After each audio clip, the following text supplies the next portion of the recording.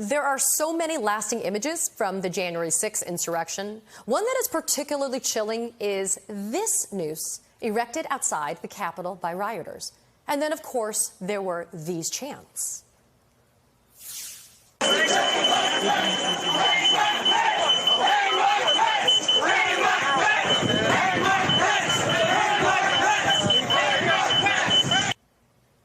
Those chants about hanging then Vice President Mike Pence, who was bunkered down inside the Capitol, are still unsettling to listen to.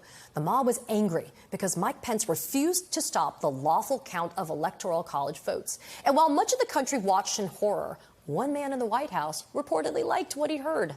The New York Times reports that according to an account provided to the House committee investigating January 6th, Mark Meadows told colleagues that Donald Trump said something to the effect of, "Maybe Mr. Pence should be hanged." Maybe Mr. Pence should be hanged. Let that sink in for a moment. The Times also reports that the committee has been told that Meadows used a fireplace in his office to burn documents. Those two major developments would be a lot of Trump world legal news for 1 week. But wait, there's more. On Thursday, an appeals court ruled that New York Attorney General Letitia James will be able to question Donald Trump, his son Don Jr., and his daughter Ivanka under oath as part of her civil investigation into the Trump Organization. There is a lot to unpack here, and luckily, my good friend and fellow justice warrior Glenn Kirshner is here to help me out. He's a former federal prosecutor and an MSNBC legal analyst. Glenn, let's dive straight into it. Let's get into that latest development with the New York AG's office. Tish James still has her pedal to the metal. What can we expect with now Donald Trump and his children finally going under oath to answer questions in the New York AG's investigation? Well, Katie, we can expect a whole lot of answers like, I don't remember, I don't recall, that doesn't ring a bell. I suspect we're going to hear a good bit of misdirection and disinformation, and I'll go out on a limb and probably say some outright lies as well. But this has been a long time coming, and it looks like Tish James' investigative circle is tightening more and more around Donald Trump and Ivanka and Don Jr. And of course, this is only, I hasten to add, a civil investigation, right? Civil fraud. So this involves money. It involves penalties. It involves potentially shutting down the Trump Organization for good if the lawsuit is successful. What it does not involve is criminal charges, criminal trials, or jail time.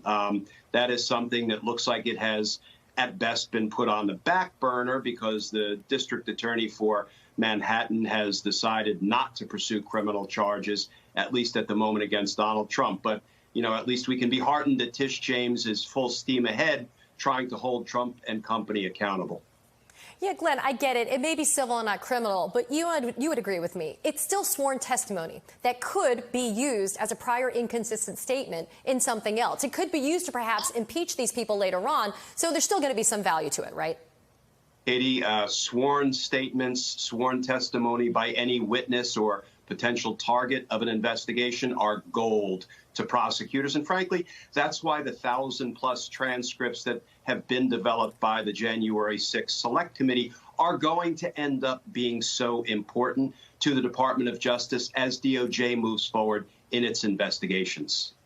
I want to go back to January 6th. How does this news about Donald Trump being totally fine with this mob hanging Mike Pence work into the analysis of his criminal intent, or does it not?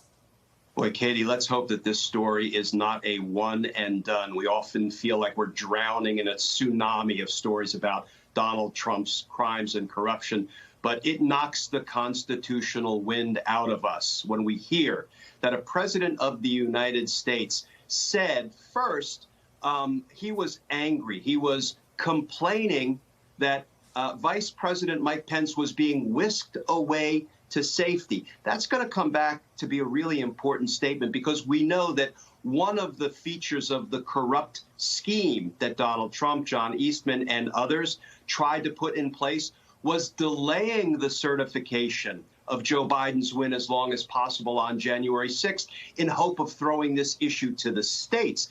And yet Donald Trump's true nature came through loud and clear on January 6th while his angry mob was attacking the Capitol, he said, among other things, he was upset that Mike Pence was being whisked away to safety, even though it seems like that might have delayed the vote even longer. But then the second thing is arguably worse. When his angry mob was chanting "Hang Mike Pence," was erecting a gallows on the grounds of the U.S. Capitol, Mark Meadows apparently reported that Donald Trump said maybe Mike Pence should be hanged.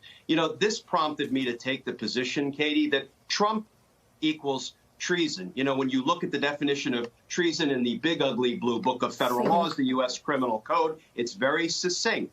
Whoever, owing allegiance to the United States, levies war against them, the United States is guilty of treason. It sure looks like Donald Trump, for at least 3 hours, was waging war against the United States. There is a lot of focus, and I believe understandably so, on Mark Meadows. Glenn, I use my fireplace to burn firewood and make s'mores. Apparently, Mark Meadows uses his fireplace to possibly destroy evidence. What kind of crimes can Mark Meadows be charged with if this reporting is true? Yeah, if this reporting is accurate, we have no reason to believe it's not, Katie. Mark Meadows has made himself a marquee member of the conspiracy indictment that ultimately should come, and I believe it will come at some point, for committing crimes against or defrauding the United States.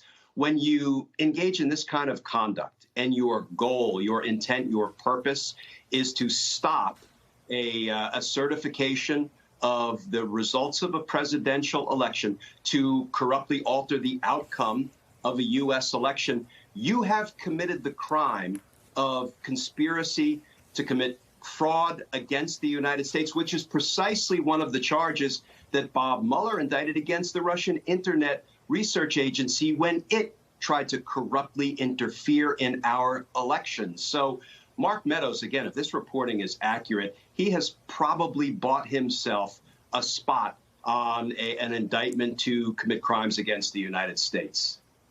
Very quickly, Glenn, I have less than a minute, but I was told you're writing a piece for MSNBC Daily on the Select Committee and the DOJ's investigation into January 6th. I always want to know, what are your thoughts about where these investigations currently stand as we go into the public hearings in just a few weeks?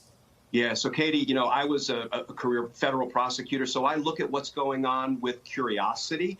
When I see something that looks like a congressional committee taking the lead on a significant criminal investigation and DOJ taking the back seat. But that may not be precisely what's going on. And I try to present the arguments in this piece that will go live on MSNBC Daily shortly about why there may be some method to what looks like investigative madness, with Congress going first with these 1,000 witnesses and DOJ seeming to go second.